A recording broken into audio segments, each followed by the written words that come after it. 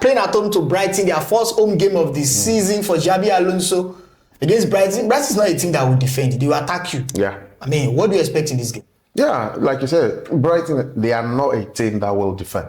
They will attack you, and they will attack you to hurt you.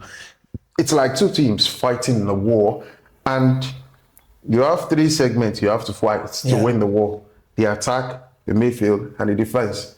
If you put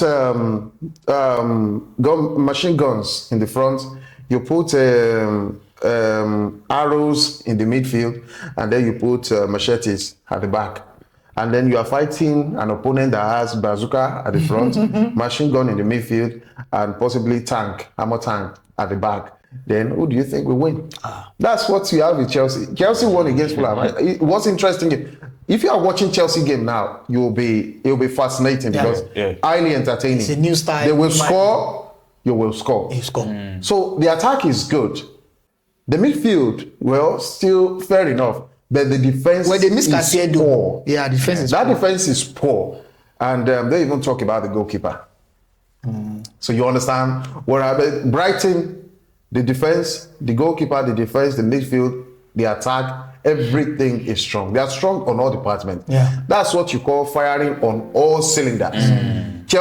Let's say the cylinders are 4. Chelsea's cylinders are just 2. While it is week 2 of the English Premier League this weekend, it promises to be interesting. Remember, Manchester United lost their first game last time out. Will they be able to bounce back this weekend? Only time will tell. Welcome to an edition of Sports Hangouts, where we give the latest coming from the ever-busy world of sports. We want to preview the games this weekend in the English Premier League, and of course, one interesting game from the Italian Serie A as well. My name is Toby. I've got my guys here. I've got JJ wearing the Chelsea jersey, and of course Joseph wearing the Manchester City jersey. I don't know. Somebody actually gave me a sign because I talked about Manchester United. I don't know why he gave me that sign, but it's what it is. I don't know why he's saying that, but let's get started. I was starting with Manchester United. You guys have a game on Sunday against Ipswich Town, another team that just got promoted to the EPL. Yeah. Is it deja vu for Manchester United again? Well, at this stage, I'm almost like every Manchester United fan. Yeah, we are always optimistic for the next game, but there's always this thing they call reality check. But I should be able to beat it. I hope. Well, if there's any factor that wants to make me watch that game, it's because we are playing at home. Yeah, Old Trafford. And if we were playing away to Ipswich Town, I wouldn't be optimistic to. By the way, Ipswich won their first game. Yeah. In fact, that's one of the reasons, and they've got very dangerous players. Yeah. There's this Julio Enciso that left Brighton to Chelsea, and then Chelsea to Strasbourg, and then back to Ipswich now. Yeah. That guy is he plays for Paraguay, and he was very good at the World Cup too. So he's a really good player. They have players up front that can really hurt you if you're not careful. So. And with that back line of ours, I'm still not convinced. And we are going into the transfer window closes soon. Manchester United, we're still playing Harry Maguire, we're still playing Luke Shaw, we're still playing Diogo Dalot. And it just doesn't seem like it's adding up for Manchester United right now. Unfortunately, we are the banter team now. That's just one game now. That's all, just one game lost. Till it becomes 5, till it becomes irreparable. That was how it started last season. Just one game. Yeah. Then it became 2. Then it became December, and then. But that was under Amorim. Yeah, you don't see the pattern. Don't you see the pattern now? It's not about Michael Amorim. It's about the players. It's about the players. The ones we have themselves, they are a bunch of spoilt brats. Just the basics of football, they seem not to be able to do it. And that's unbelievable. You cannot, I always say something that if you have got a team of top quality players and you cannot outrun, you cannot outmatch, outperform the other team. If they can run more than you, if they can perform more than you in a game, then you are finished. That was what happened against Hull. And so if that happens against Ipswich too, it's just going to continue. It seems like they haven't trained for God knows how long. They lack fitness. And if this is not in place, Manchester United, we're just a name. So you're not confident. I'm not. Well, I can. On a banter level, I can say yes. I'm very confident. We are going to beat them. Nobody can make a mock of me, of Man United, while I'm still a fan. But in reality, I'm not so confident. All right. I'm not so confident. Let's talk about another team. The early kickoff on Saturday. Yeah. Nottingham Forest will play away to Liverpool at Anfield. That's the first home game for Andoni Iraola. Yeah. Last time out, they got lucky. They got a late penalty against Newcastle United to salvage a point away from home. But they're playing at home this weekend, and it's the early kickoff game. You know what happened during last week early kickoff. I don't want to also talk about it again. A team got the pity of their life during the early kickoff. But Liverpool, they are playing at home to Nottingham Forest. Yeah. Will this be a walk in the park for Liverpool? I think for Liverpool, I think at this point in time, I think they should have a walk in the park. Look at Nottingham Forest. Their opening games of the season in the Carabao Cup, they got exited right there. And of course, in their first league game, they lost in the hands of Leeds United. I think at this point in time, Oliver Glasner, he may just be unsettled at this point, because we know that the chairman of the club, Evangelos Marinakis, is a very restless guy. And at the start of the season, after he signed the contract with Nottingham Forest, he was saying something like he was quite confident about what the presentation Marinakis gave him, the idea of the club, the players, because initially he mentioned that he was not going to accept the offer. But now that he's here talking about the ex-Crystal Palace boss, yes, he has come with trophies. He had the trophy at Crystal Palace. Yeah. Of course, no doubt about it. So he's looking at hitting the ground running. You know that Nottingham Forest, they are a team of old glory or past glory. They've won the Champions League in the early 90s. So I think for now, it's a long time coming for them. Let's not forget, Taiwo Awoniyi moved away from the club right there in just this summer window. So of course, they can still count on players like Igor Jesus. There's still Chris Wood at the club. I mean, a couple of players, Morgan Gibbs-White, still at the club. Just join them, yeah. They just signed Delap. Maybe we'll start. But let's not forget, Delap at Ipswich Town. It was a fair. That was decent. Maybe that's his level. Maybe that is his level. Now, Nottingham Forest, where he doesn't really have much pressure. Maybe we'll hit the ground running. So I think for me, Liverpool should be seeing out this game easily. But there's one thing, you can never count on Liverpool this season, particularly with Andoni Iraola. Yes, to a certain extent, their preseason was not really convincing. Look at their first game against Newcastle. It took Szoboszlai's penalty to get an equalizer. They could have lost that game easily. Yeah. So I think for me, Andoni Iraola is unsettled at this point in time. They need the maximum 3 points to get 4 points at this point in the season. So I really think they should get the 3 points against Nottingham Forest, but they have to be careful. The counter-attack of Nottingham Forest sometimes can be deadly when you have Morgan Gibbs-White and co on the flank. So I think for me, I think in my head, I'm saying maximum 3 points for Liverpool, but it is all to see. I can never put my money on Liverpool at this point in time. Even they are getting players. There are reports that Yakuba Minte may be moving to Liverpool. There are reports that Bradley Barcola has already agreed. So I think interesting times are ahead. But as far as this game is concerned, I think they may struggle to beat Nottingham Forest. All right, let's talk about another game. Spurs against Newcastle United. Now, this game will be very interesting. It's a late kickoff on Saturday, 5:30 p.m. Nigerian time on Saturday. Tottenham Hotspur lost the first game of the season. They lost shockingly to Brentford, despite spending a lot of money. They lost, and for Newcastle United, they got a 2-2 draw against Liverpool. Let me come back to JJ. JJ, Spurs at home to Newcastle United. I think that if Roberto Di Zerbi loses this game, we'll be under pressure. That's what I think. Well, he in the midweek, he just beat Charlton. But that was Charlton. Yeah. Maybe that is if he had lost, it won't be. That's the Carabao Cup. Okay. It would have been something major. So winning is always important to a manager, especially if you're just joining a team, or if you're just regrouping a crop of players like he is doing at Tottenham Hotspur. So against Newcastle showed their brilliance against Liverpool last week. But we know that Liverpool were poor themselves, and so we really can't say. But Tottenham have not been good either. If anything is to go by the first game of the season, then you can understand that's going to be a lot for them to handle. It doesn't seem like Newcastle have sold players. It seems they have really settled quickly to the manager's tactics and philosophy. So it's always good like that. If you have a team and then you're just joining a team and the players quickly buy into your idea, it's not really happened like that for Tottenham Hotspur. And so you understand that the game between them and Newcastle is going to be one cracker of a game. It's going to be really tough. Really tough. It's going to be tightly contested, to be honest with you, because they are playing at home, Tottenham. Yeah. And there's always this home factor if we have to go. Although last season they had a very poor home record. Very, very poor home record. But under the Derby at home this season, I think they should be able to make their stadium a fortress. And I'm looking at that midfield. I'm looking at their midfield. On paper, you see that Tottenham's midfield seems to be better. Yes. But then, in reality, it seems Newcastle's midfield seems to be more efficacious. Yeah, they have more the balance. effective. Yeah. More, exactly, the balance. Yeah. There's the balance. And then you look at the attack. Tottenham, they have... Who do they really have? Of course, there's Savinho. Yes, and there's this thing with new signings. There's this new signing. They want to improve. They want to impress. Savinho was really good. Over in midweek, he scored a goal, got an assist, and yeah, he was good. So if the type of performance, he's not going to get the chances he had against Charlton.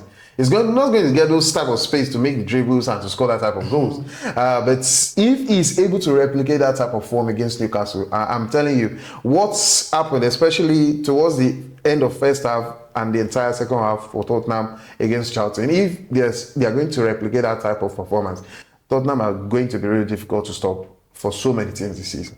All right, let's talk about the game on Friday. Just quickly talk about that. Crystal Palace up against Manchester City. That'll be first game of the weekend. Yes. Palace against Manchester City. City won their first game of the season, coming back from a go down to win that game. But right now they are playing away from home at Shell's Park. Do you think they will make it 2 wins out of 2? Yeah, I think it's very tricky. For Enzo Maresca, their new manager. Yeah, of course. I think it's tricky at this point in time. Looking at Crystal Palace, they lost their first game against Everton. And if you're losing your first game against Everton, I know that Everton are good, particularly under David Moyes. Last season, we saw how effective their players are. And for Everton, a certain Thierry Barry, he has been fantastic. Even in the Carabao Cup, he got his first hat-trick for the club. So it seems as if these players are really working together. There's a certain Iliman Ndiaye who is maybe unsettled in terms of his future. Move to Man City and Arsenal as well. Of course. So I think, I'm not particularly quite sure where his head would be, but I expect him to, of course, be professional at that level. So I think for me, I don't think Crystal Palace would really do anything against Manchester City. I believe if maybe, I don't know if Ayubu could be starting that game. Maybe make his Premier League debut, possibly. So maybe he can settle that defensive part of Manchester City's game. I feel like that is what is majorly lacking, because if you look at players that they've lost, aside from Rodri, a midfield loss, aside from Tijani Reinders, who was more or less a fringe player under Guardiola, look at Mamouche and Savinho. These are players that did not really settle down well, and these are players that some people say, quote and unquote, Pep Guardiola destroyed. I mean, if you look at maybe also Jack Grealish, who was at Aston Villa, we know how good he was until he came to Manchester City. So I think to a certain extent, yes, Grealish is still at the club. There's a Phil Foden who was abysmal last season. So it's just a mix of things for Manchester City. A lot of people are pessimistic about the expectations they have of Maresca. And it's just because of the expectation of that some people have that maybe he can equal or go close to what Guardiola did in his 10-year tenure, which is not to be so. Because if you look at football clubs that have long-term projects, we'll sign a manager, we'll give you 5 years, 6 years, 7 years. You know that when you lose these managers, it is very hard to replace, because you're starting all over again. You're starting all over again. Yeah. So what happened with Arsenal when they lost, Arsene Wenger? Look at what happened to Manchester United when they lost Alex Ferguson. Managers upon managers. For Arsenal, it was Unai Emery before they finally got Mikel Arteta. For Manchester United, couple of managers before, Michael Carrick, and the list goes on. So for me, for Manchester City, I don't really expect a lot for them this season. But they should be able to beat Crystal Palace. They should be able to beat Crystal Palace, but where was Erling Haaland in the last game, Seth? So that's another thing to consider. Are these players working together? Are they, maybe Czechie can, do something in that midfield, but for me, I'm not really convinced that City can easily beat Crystal Palace away from home. All right. JJ, let's talk about Chelsea. You're wearing the Chelsea jersey. Interestingly, Chelsea won their game on Monday. Well, people will say they still have issues. I mean, they talked about their goalkeeper, but right now they've agreed they did to sign a new goalkeeper. So Chelsea fans should be rest assured that they are going to have a new number one.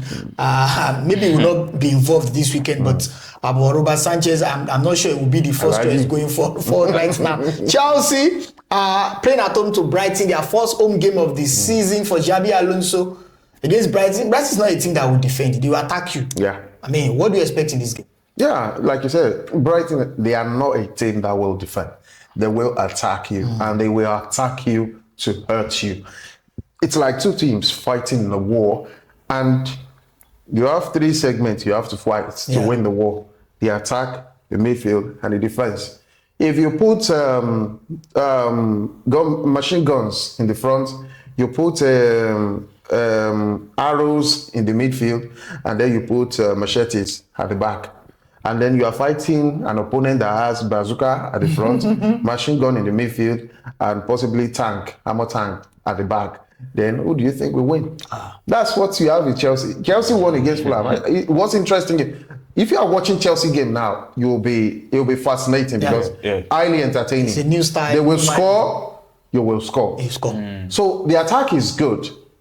The midfield, well, still fair enough. But the defense is poor. Yeah, defense is poor. That defense is poor. And they even talk about the goalkeeper. So you understand what happened? Brighton, the defense, the goalkeeper, the defense, the midfield, the attack, everything is strong. They are strong on all departments. Yeah. That's what you call firing on all cylinders. Let's say the cylinders are 4.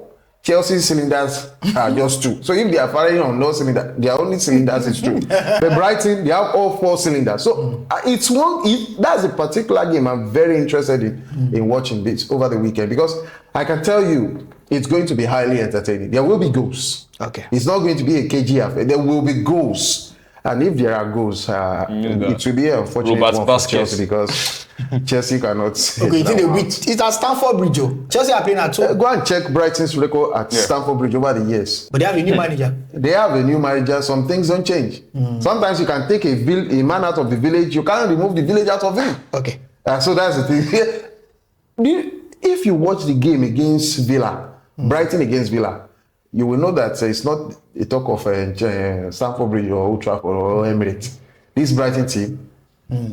Okay. Well, let's talk about the biggest game of the week coming up at Villa Park. Arsenal Football Club away to Aston Villa at Villa Park. Promises to be interesting. Arsenal have been touted as one of the favourites winning the title again against Aston Villa at Villa Park. Last time Arsenal won against Coventry City, but that was the first game of the season. This is their first away game, and like Mikel Arteta confirmed in his pre-match press conference, Bruno Guimaraes could be available for that game. But for Aston Villa, they lost their first game to Brighton, and they are playing at home. So, this could be an opportunity for them to appease their fans. But against Arsenal at Villa Park, do you think they can get 3 points? I don't. Well, for us now, I feel like it can either go good for them or too good.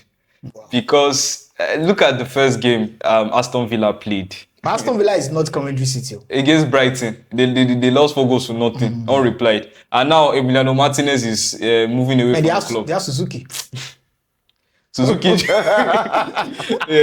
But Suzuki is a good player. He's a good goalkeeper. It was. We saw it. No, not he was. He was at the World Cup. How many times have we seen very good player come to the Premier League and look so bang average? He's never picked the ball. When he's having to face a 100 mile per hour shot from all angles. It's not only Suzuki though. They face Honda. Well, I think to be fair, I'm not convinced about Villa's. I'm not convinced about their defense. Look at the likes of Victor Lindelof. These guys were very bad. Ian Martin against Brighton. How can these players stand the attack of Christos Zolis, who has been fantastic, of maybe you can say Kai Havertz, who has started on a good note, Xhaka, and you still have Victor Gyökeres on the bench. Oh, the God. So I just hope the scoreline will not be more than 4 that they you are writing off Aston Villa. I'm not convinced about their game this season, to be honest. But that's just the first game of the season. You can't use that as a metric. I think I'm not writing them off. A Saturday that is good, you know, Friday. They have a very good record at home, playing against Arsenal especially. In fact, over the past couple of seasons, it's been very difficult for Arsenal beating them. They beat Arsenal last season at Villa Park anyway. So, 2-1. Yeah, I mean, they're like that. If we're looking at the midfield, we will say maybe Ross Barkley and who? There's no Amadou Onana and Kamara. So I think at the end of the day, if you look at Arsenal's midfield compared to Aston Villa, I will not give them a chance to be fair. And they have got no striker right now. So yeah, maybe Buendia Buendia play number 9. So Watkins is on his way to Saudi Arabia. Here we go. He's on the plane already. Here we go. But they're trying to get Nicholas Jackson from Chelsea. That has not been completed. He will not play against them. And he has to be registered before 12 today. So which is not almost likely. Let's leave the Premier League. Talk about one interesting game in the Italian Serie A. I want to ask JJ. Napoli against Como. People are not talking about Como enough. I mean, Como is being coached by Cesc Fabregas, a former Arsenal player, and they came to the Emirates Stadium some weeks ago for the Emirates Cup, and they were very good. I mean, the way they play, and they have a very young squad. And by the way, they are also in the Champions League. They are in the same group with Man United. They are going to face Manchester United, but we're not talking about the Champions League. Napoli, all of them are interested. They are willing to face us. Napoli against Como, JJ. I mean, that's the biggest game in the Italian Serie A this weekend. Well, Como, they've earned a name for themselves to be ranked as to be playing against a big team and be ranked as a big game. So they've made a name for themselves, you know, coming from the first division championship now to from Serie B to Serie A and then qualifying for the Champions League. You know, that's a great, huge achievement. You look at their board comprises players, ex-players. You know, these Michael Essien imputes. And they have a young manager. They have Rafael Varane as part of the ambassadors board, and then you have a very young manager, and then you have a very young team. And they also got, I think they got Trevor Chaluba. Their first game, they had a 1-1 draw against Udinese. It was great. It's really an interesting team, Como. And Napoli too. I think they are getting things right under Allegri currently. So I don't know how it's going to turn out, but if anything, I think Como, they are really, really great. But you know, sometimes when you come up against experience, big team, experience might be too much for you to handle. Although last season they proved that they didn't care about experience. They just wanted to win. And Napoli really need this game. They really need to win this game. Losing out is going to be a thing for the manager. But that Como side, it's like you removing the C, then you have Omo.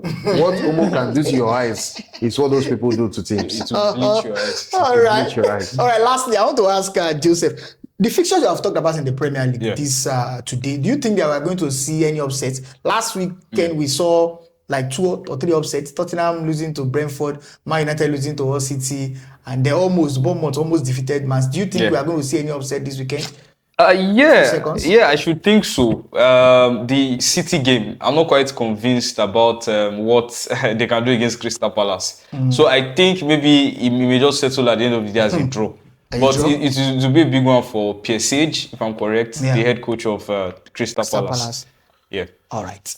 That is our offering today on Sports Hangout. We've been able to preview the games this weekend, especially in the Premier League. And of course, we also did a preview in Italian Serie A, Napoli up against Como. Now, I want to get your predictions.